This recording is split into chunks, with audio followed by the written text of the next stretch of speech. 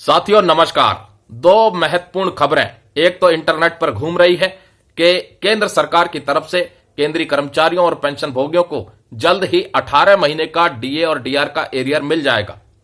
दोस्तों इस खबर को आप देख भी रहे हैं और ये आपने भी पढ़ी होगी और ये घूम भी रही है, सर्कुलेट हो रही है सोशल मीडिया पर।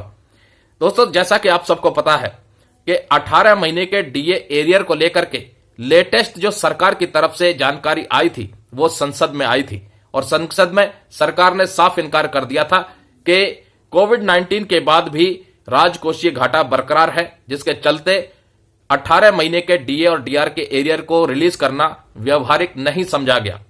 उस वक्त जब वैश्विक महामारी थी उस पैसे का इस्तेमाल दूसरे कल्याणकारी कार्यों में किया गया था। तो ये जो इंटरनेट पर यह खबर घूम रही है 18 महीने के डीए एरियर को रिलीज करने वाली, ये कहीं ना कहीं झूठी खबर है, इस पर विश्वास नहीं किया जा सकता। यूनिफाइड पेंशन स्कीम के अनाउंसमेंट के बावजूद भी कई कर्मचारी संगठन यूपीएस का विरोध कर रहे हैं और मांग रख रहे हैं कि उन्हें अभी भी पुरानी पेंशन की बहाली चाहिए। यूनिफाइड पेंशन स्कीम की जहां सरकार तैयारी कर रही है 1 अप्रैल 2025 से लागू करने की, वहीं इसका विरोध भी हो रहा है क्योंकि पुरानी पेंशन की शर्तें किसी भी तरह से यूनिफाइड पेंशन स्कीम से मेल नहीं खाती हैं। यूपीएस के अंतर्गत आने वाले जो कुछ प्रावधान है, जिसका मोटे तौर पर जो खुलासा हुआ है वो ये है कि 25 साल की अगर सर्विस देते हैं तो 50% गारंटीकृत पेंशन, लेकिन आपका सैलरी में से 10% कंट्रीब्यूशन जारी रहेगा जो एनपीएस में भी जारी रहता था।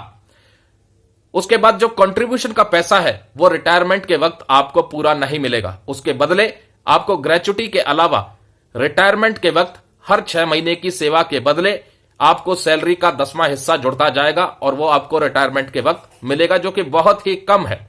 ओल्ड पेंशन स्कीम में किसी भी प्रकार का कंट्रीब्यूशन के नाम पर सैलरी में से कटौती नहीं होती थी।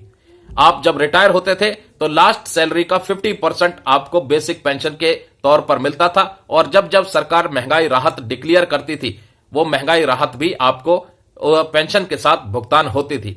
तो पुरानी पेंशन की मांग अभी भी कई संगठन कर रहे हैं और अभी भी यूनिफाइड पेंशन स्कीम का विरोध जारी है।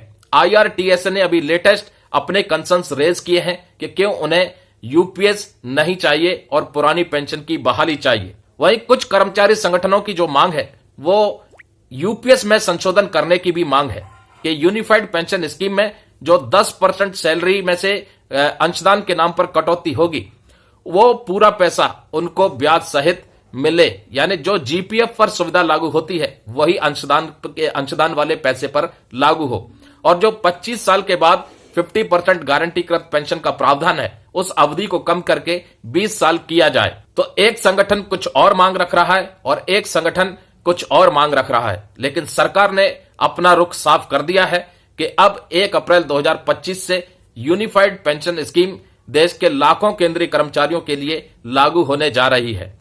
अब इस स्कीम में क्या कोई संशोधन होगा या नहीं ये तो आने वाला समय बताएगा, लेकिन फिलहाल यूनिफाइड पेंशन स्कीम का भी विरोध चल रहा है। नमस्कार, जय हिंद, जय भारत दोस्तों।